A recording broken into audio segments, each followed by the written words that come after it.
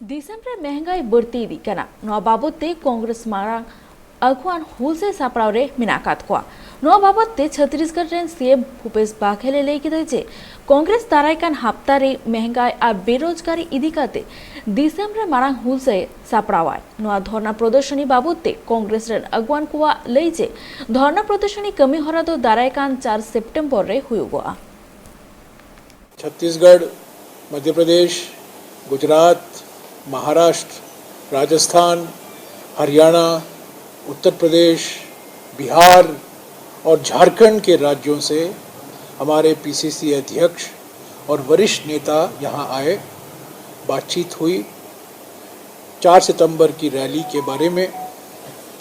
और 22 अगस्त को हरेक पीसीसी में महंगाई पर हल्ला बोल दिल्ली चलो का सम्मेलन होगा। ये 22 अगस्त को होगा।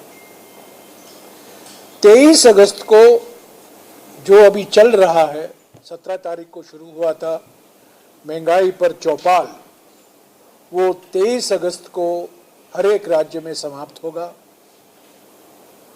25 अगस्त को हर एक जिले में हमारे डीसीसी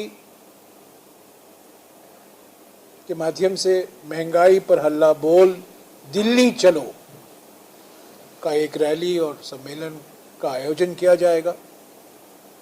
और 27 अगस्त को हर एक ब्लॉक में हर एक ब्लॉक कांग्रेस कमेटी के माध्यम से महंगाई पर हल्ला बोल दिल्ली चलो सम्मेलन रैली का आयोजन किया जाएगा।